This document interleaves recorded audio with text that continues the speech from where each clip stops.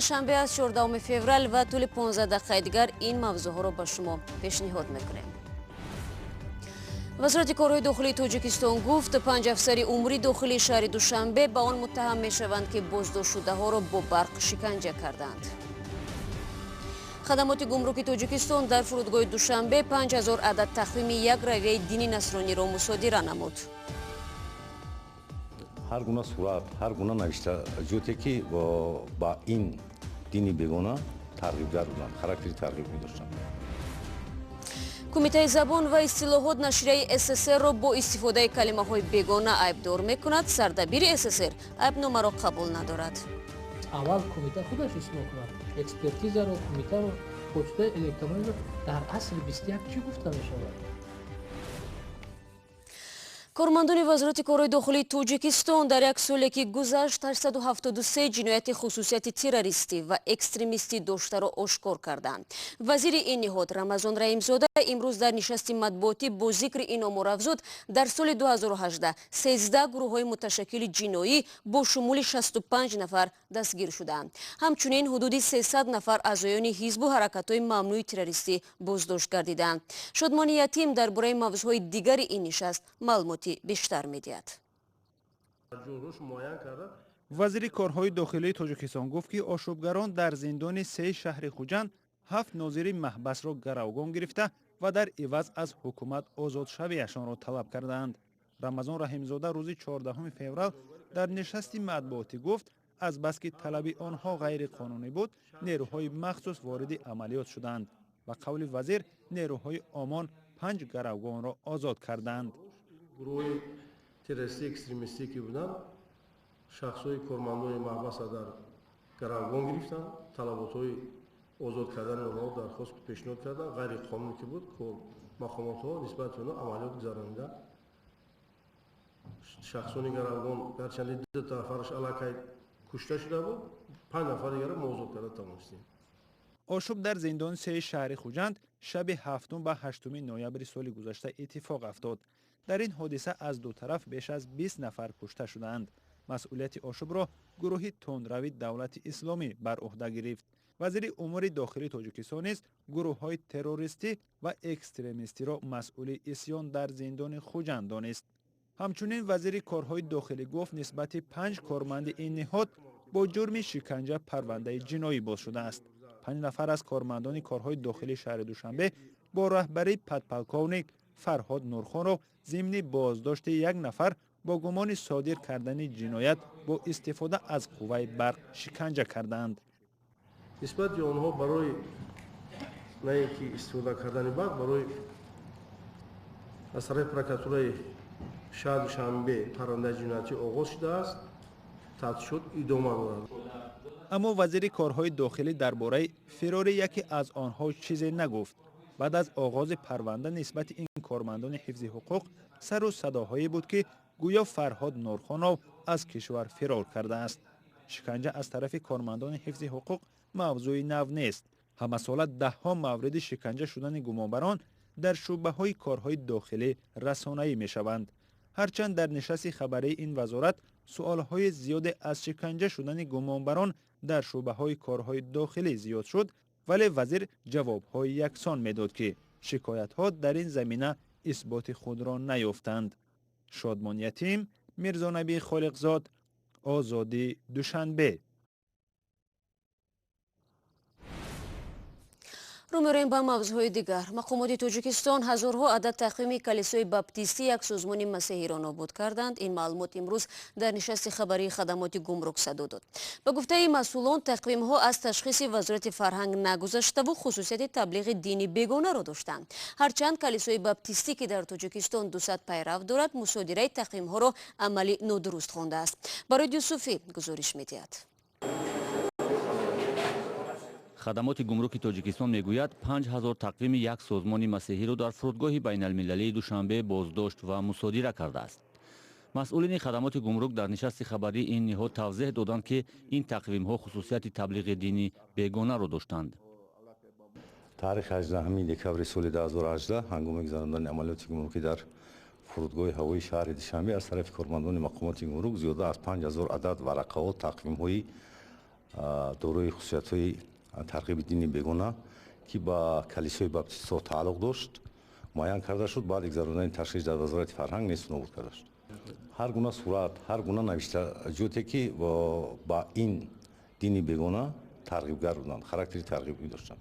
як рӯз қабл созмони масеҳии калисои баптистӣ ки дар тоҷикистон сабти ном шудааст хабар дод ки ин тақвимҳо бо далели доштани оятҳо аз инҷил мусодира шудаанд. дар зимн хуршед каримзода раиси хадамоти гумрук ҳам гуфт онҳо аз паҳн шудани маводҳои чопие ки тарғиботашонро қонунгузории тоҷикистон пешбинӣ накардааст ҷилавгирӣ мекунанд. он маводҳои чопие ки дар он бугем ягон навиштаҷотҳои ва бугем ирғогарона навиштаҷоти тарғиботие ки дар қонунгузории мо пешбинӣ нашуд бошад, албатта ин маводҳои чопӣ дошта мешаванд, ёнда мешавад барои паҳнкунии минбаъда бугем иҷозат дода намешавад. мақомоти вазорати фарҳанги тоҷикистон ки бар асоси хулосаи онҳо тақвими созмони масеҳӣ мусодира шудаанд дар ин бора шарҳе надоданд. дар кумитаи дини тоҷикистон гуфтанд ки асли баҳс ба шумораи зиёди тақвимҳо рабт дорад. ба қавли ин ниҳод вақте 5000 тақвим ба кишвар ворид карда мешавад маълум аст ки он танҳо дар дохили иттиҳодияи динӣ истифода намешавад. маълум аст ки ин дар дохили иттиҳодияи динӣ амалӣ карда намешавад. маъракаи тарғиботӣ ба ин аллакай як нав қонуншиканӣ маҳсуб мешавад. гузашта аз ин тақвимҳо ки муҳтавои динӣ доштанд пеш аз ворид намуданашон ба тоҷикистон аз ташхиси давлати диншиносӣ гузаронда нашуда буд. ба ҳамин хотир кумита баъд аз оне ки онҳо мусодира шуданд ба он баҳои дини ҳуқуқӣ медод, хулосаи манфӣ баъди гузарондан аз ташхиси давлати диншиносӣ хулосаи манфӣ дод. ба гуфтаи мақомоти кумитаи дини тоҷикистон калисои баптистӣ дар тоҷикистон ҳамагӣ 200 пайрав дорад, вале тақвими ворид кардааш чанд баробар бештар аз ин рақам аст. бар асоси қонун созмонҳои динӣ бояд мувофиқи шумораи пайравони худ ба кишвар адабиёт ворид кунанд.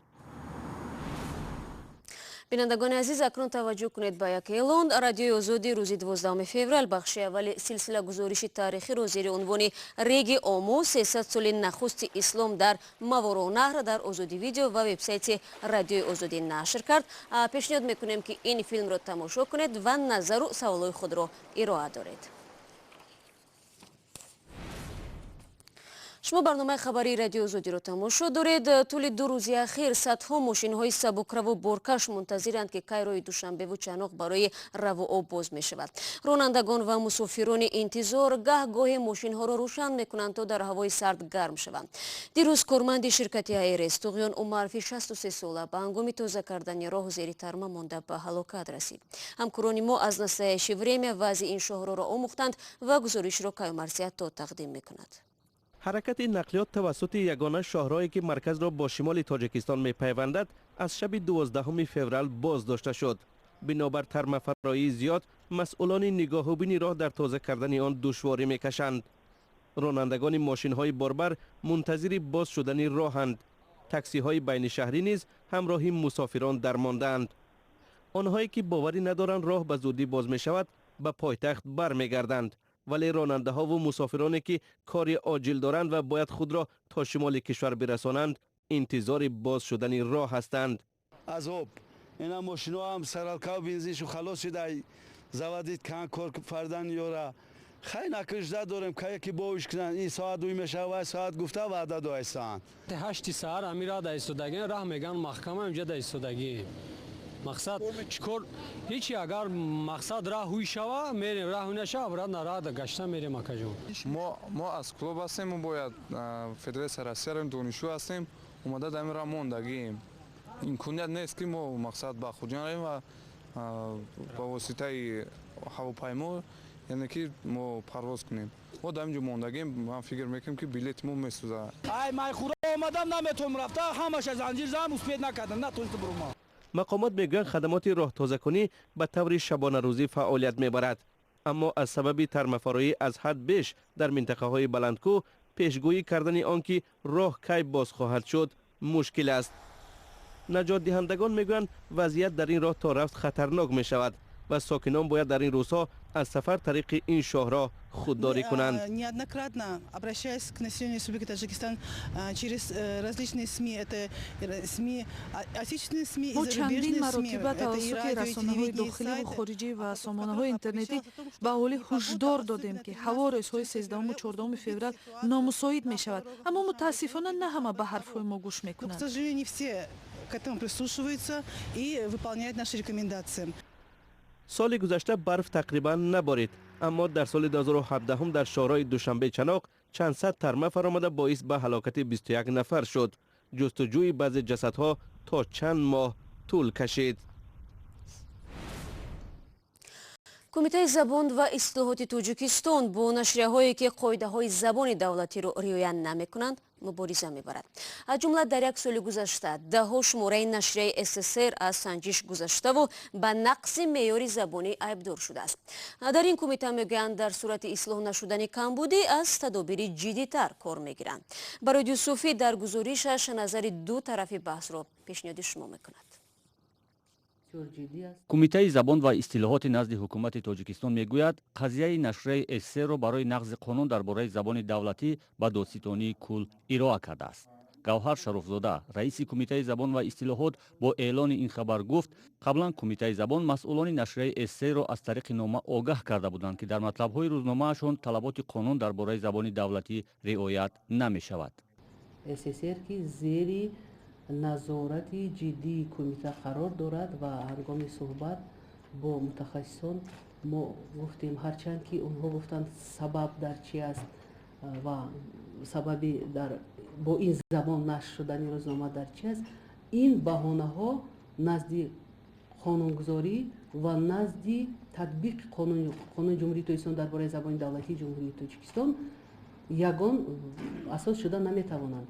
мутахассисони кумитаи забон ва истилоҳот мегӯянд қабл аз санҷиши нашрияи СССР 41 шумораи ин рӯзномаро таҳлил ва омӯзиш карданд. масъулини кумита иддао доранд ки ба идораи рӯзномаи СССР дар мавриди нақси қонун дар бораи забони давлатӣ бо мисолҳои мушаххас мактуби расмӣ ироа карданд, аммо масъулони рӯзнома ба он посух надоданд. ба дунбол нашрияи СССР-ро мавриди санҷиш қарор доданд, аммо бо иллати идомаи нақзи қонуни забон дар ин нашрия қазияро ба додситонии кул ироа карданд. میبخشید ولی هر یک اصطلاح بین المللی وقتی که در زبان ما وارد میشه خانه‌ها اون مرادف تاجیکی خود را دارد. масъулони нашрияи СССР ворид шудани номаи расмӣ ба идораи рӯзномаро таъйид мекунанд, аммо мегӯянд ин нома бештар хусусияти тавсиявӣ дорад. сайёфи мизроб сардабини нашрияи СССР гуфт дар ин нома ба онҳо ҳатто огаҳӣ надоданд ки дар сурати иҷро нашудани талаботи пешниҳодшуда дар баробари ин рӯзнома парванда боз мешавад ва ё ҷарима мешаванд. ҳам кумита ҳам экспертиза ҳам дар ин ҷо омадааст почтаи электронӣ, пас аввал кумита худаш ислоҳ кунад экспертизаро, кумитаро, почтаи электрониро. ба қавли ӯ оё кормандони кумитаи забон ва истилоҳот намедонанд дар забони тоҷикӣ гурӯҳи калимаҳое ҳаст бо номи архаистӣ ки истифодаи он ҷиноят нест.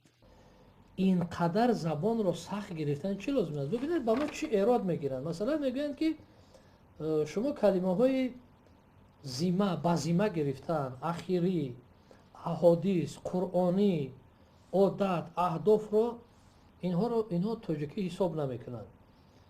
дар навбати худ реаниматсия, чиновник, парадокс ва ҳатто аббревиатураи смарт ва дигарро ҳам инҳо тоҷикӣ ҳисоб намекунанд. сайёфи мизроб чунин иддаоҳои кумитаи забон ва истилоҳоти тоҷикистонро ғайривоқеӣ дониста афзуд, агар хонум Шарофзода чунин мутахассиси хуби забон бошад, омода ҳастам ҳамарӯза қабл аз оғози кор 45 дақиқа дарси забони давлатӣ аз сӯи раҳбари кумитаро бишнавам. خب بینندگان عزیز با این مطلب برای امروز برنامه خبر رو پایان میبریم، اما اگر شما شاهد حادثه فوق‌العاده شدید و عکس و نواری جالب و مهم دارید برای ما بفرستید، ما با شما حتما تماس میگیریم. گزارش‌های رادیو آزادی رو در آزادی ویدیو تماشا کنید. سامانه ما www.azadi.org نیز در خدمت شما عزیزان است. فردا تماشای نوید بمدادی رو در صبح بر وقت فراموش نکنید که خبر و مطالب جالب رو در بر میگیرد. خدا نگهدار هر یک شما.